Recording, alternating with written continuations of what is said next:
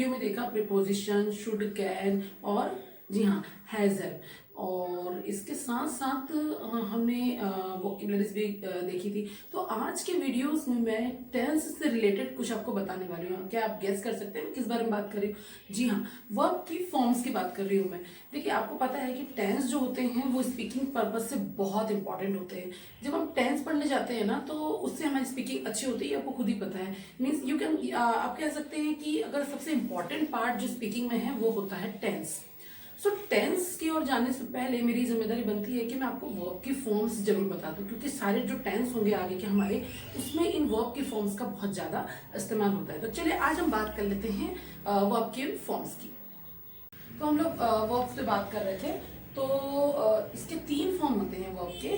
पहली होती है प्रेजेंट, पास्ट और पार्टिसिपल। देखिए इनके कहाँ कहाँ यूज होते हैं। जब हम प्रेजेंट इंडेफिनिट की बात करते हैं तो हमें प्रेजेंट वर्ब की फर्स्ट फॉर्म यूज करनी होती है, और फ्यूचर इंडेफिनिट की बात करते हैं वहाँ पे भी हम वर्ब की फर्स्ट फॉर्म यूज करते हैं, और पास्ट इंडेफिनिट की बात करते हैं तो सेकेंड फॉर्म यूज करते हैं, पास्ट परफेक्ट की करते हैं तो थर्ड फॉर्म यूज करते हैं। तो ऐसे डिफरेंट डिफरेंट वर्ब्स है, फॉर्म्स है वर्ब्स की, जो कि हमको अलग अलग टेंसेस में यूज करनी पड़ती है। तो देखिए मैं कुछ टेंसेस की मैंने यहाँ कुछ वर्ब्स की मैंने यहाँ पे लिस्ट बनाई है, वो मैं आपको बताना चाहूंगी कि किस तरह से होती है। देखिए, जो पहली फॉर्म होती है वो प्रेजेंट होती है, और सेकंड होती है वो पास्ट, और थर्ड होती है पार्टिसिपल। अभी हो सकता है आपको समझ में नहीं आया, लेकिन जब टेंस पढ़ेंगे ना तब आपको इसकी अहमियत समझ में आएगी कि मैंने आपको प्रेजेंट पास्ट पार्टिसिपल क्यों बताया और ये किस लिए इतने इंपॉर्टेंट है। तो देखिए पहली प्रेजेंट पास्ट पार्टिसिपल में पहले अगर हम गो की बात करें, बहुत कॉमन सी चीज है गो, आना जाना खाना, ये तो हम जनरली बोलचाल में यूज करते ही हैं डेली यूज में। तो इसलिए मैंने सोचा कि मैं सबसे पहले आपको कॉमन वर्ब्स बता दूं जो कि हम अधिकतर यूज करते हैं। गो, वेंट, थर्ड फॉर्म होगी गॉन। मैंने कहा थर्ड फॉर्म भी हम इसको बोलेंगे, पार्टिसिपल को हम थर्ड फॉर्म बोलते हैं। कम, कम की सेकंड फॉर्म होती है केम, ऐसी थर्ड फॉर्म होती है कम। और ईट जो होता है जिसको हम कहते हैं खाना, eat, ate, eaten, third form होती है ईटन। सी की होती है see, saw, seen. Play, played, played. Sing का मतलब को पता है गाना, सिंग, सैंग, संग। टीच की सेकंड फॉर्म टॉट, और थर्ड भी टॉट।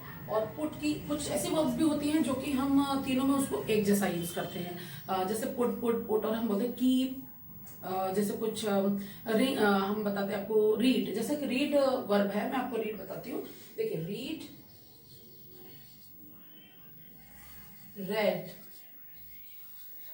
रेड। देखिए रीड एक ऐसी वर्ब है, हम उसको लिखते तो सेम वे में है, क्योंकि प्रोनाउंसिएशन इसका डिफरेंट होता है। देखिए यहाँ पर जो इसकी स्पेलिंग है वो तो सेम है, रीड, रीड, रीड, वही स्पेलिंग है, R E A D, R E A D, R E D.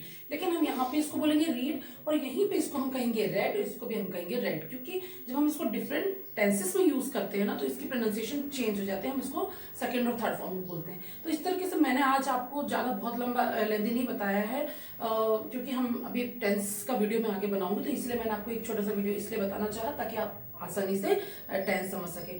तो इससे रिलेटेड कुछ वर्ब्स के बारे में अगर आप मुझसे पूछना चाहें तो जरूर कमेंट बॉक्स में पूछिएगा। हाँ, लेकिन अगर आपको कुछ वर्ब देखनी है तो आप देखिए, आप गूगल पे भी जाकर वर्ब की फॉर्म ढूंढ सकते हैं, आपको आसानी से मिल जाएंगी।